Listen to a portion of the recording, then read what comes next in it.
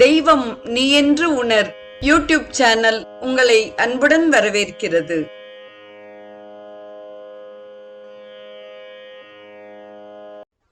அன்பு உள்ளங்கள் அனைவருக்கும் உற்சாகமான இனிய சுபதின வணக்கம். இன்றைய ஸ்ரீ கௌமாரம் நிகழ்வில் கந்தர் அனுபூதியின் 4வது பாடலை நாம் சிந்திக்க இருக்கிறோம். முதலில் நாம் பாடலை அனுபவிப்போம். வளைப்பட்ட கை மாதொடு மக்களெனும் தலைப்பட்டு அழியத் தகுமோ தகுமோ, கிளைப்பட்டடு சூர் உரமும் கிரியும் தொலைப்பட்டு உருவத் தொடு வேலவனே என்பதாக அமைந்துள்ளது. இப்பாடலின் பதவுரையை நாம் முதலில் சிந்திப்போம். கிளைப்பட்டு எழு, சுற்றத்தினர் சூழப் போருக்கு எழுந்த சூர் உரமும் சூரபத்மனுடைய மார்பையும் கிரியும் கிரௌஞ்ச மலையையும் தொலைப்பட்டு உருவ தொலைத்து ஊடுருவி போகும்படி தொடு வேலவனே, தொடுத்த வேலாயுதத்தை உடையவரே, வளைப்பட்ட கை, வளையலை அணிந்த கைகளை உடைய, மாதொடு மனைவியுடன், மக்களெனும் மக்களும் பிற செல்வம் உறவினர்களும் என்று கூறப்படுகின்ற தலைப்பட்டு அழிய, கட்டுப்பாட்டில் அடியேன் கட்டுண்டு அழிந்து போதல் தகுமோ தகுமோ, தக்கது ஆகுமோ தக்கது ஆகுமோ என்ற கேள்வியை கேட்டு இது தகாது என்பதாக பதில் வருகிறது. சுற்றத்தவர் சூழ போருக்கு எழுந்து வந்த சூரபத்மனுடைய மார்பையும் கிரௌஞ்ச மலையையும் தொலைத்து ஊடுருவி போகுமாறு ஏவி அருளிய வேலாயுத பெருமானே, வளையல் அணிந்த மனைவி மக்கள் சுற்றம் பொருள் என்கிற கட்டில் அடியேன் கட்டுண்டு அழிவது நீதியோ நீதியோ என்று கேட்டு இது நீதியாகாது என்பதை இப்பாடலில் கூறுகிறார். இப்பாடலின் விரிவான பொருளை தொடர்ந்து சிந்திப்போம். முதலில் வரும் தொடர் வளைப்பட்ட கை மாதொடு மக்கள் எனும் தலைப்பட்டு அழியத் தகுமோ தகுமோ என்பதாகும். பெண்கள் கையில் வளையல் சூழ்ந்திருப்பது போல் ஆன்மாக்களை ஆசாபாசம் சூழ்ந்திருக்கின்றது. மாது என்றால் அழகு என்று பொருள். இது பண்பாகு பெயராக பெண்ணை குறிக்கின்றது. மனைவி மக்கள் என்றதனால் இனம் பற்றி ஏனைய சுற்றத்தார் பொன் பொருள் நிலம் புலம் என்பவைகளும் சேருகின்றன.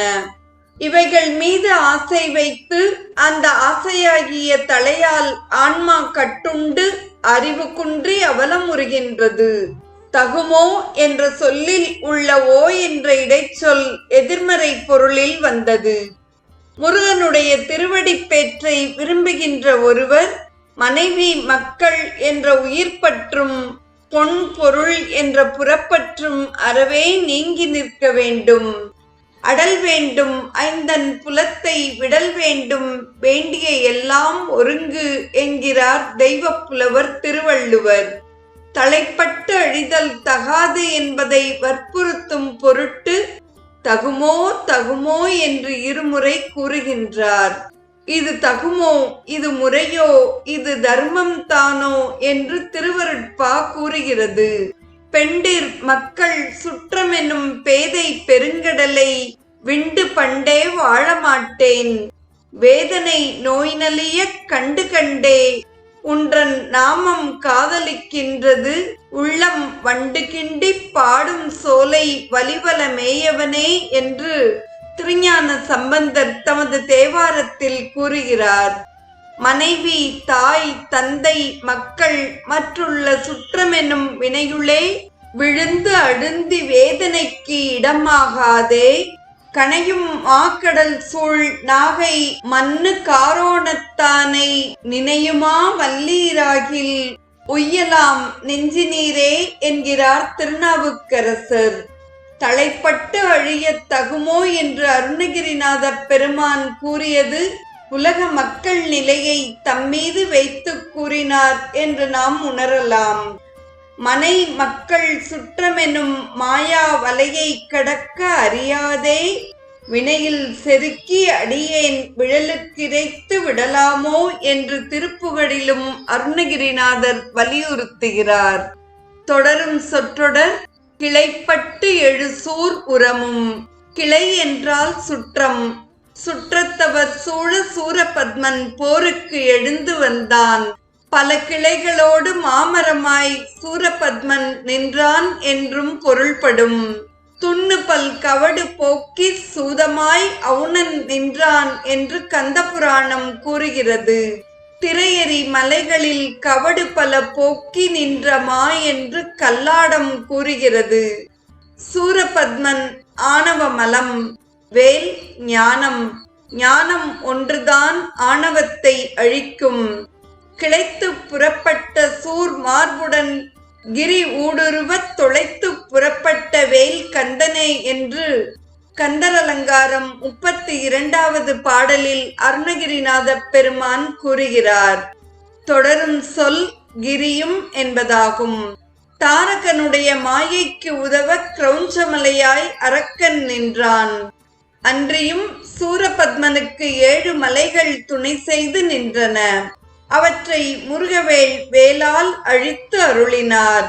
தனியா சாகரம் 7ம் கிரி 7ம் சருகாக்காய் கதிர்வேலும் என்கிறது திருப்புகழ். தொடரும் சொற்றொடர் தொடு வேலவனே என்பதாகும். சூரனையும் மலையையும் உருவுமாறு தொட்ட வேலாயுதரே.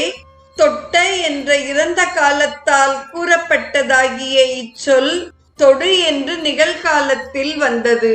ஆன்மாக்களின் மலவலியை எப்போதுமே கெடுக்கும் இயல்பு என்று நாம் உணரலாம். சூரனாகிய ஆணவத்தையும் கிரௌஞ்சமாகிய மாயையையும் வேல் கொண்டு அழித்த தேவரீர், அடியேனுடைய மாயா பாசத்தை அழிக்க கூடாதா என்று அடிகளார் முருகப்பெருமானிடம் முறையிடுகின்றார்.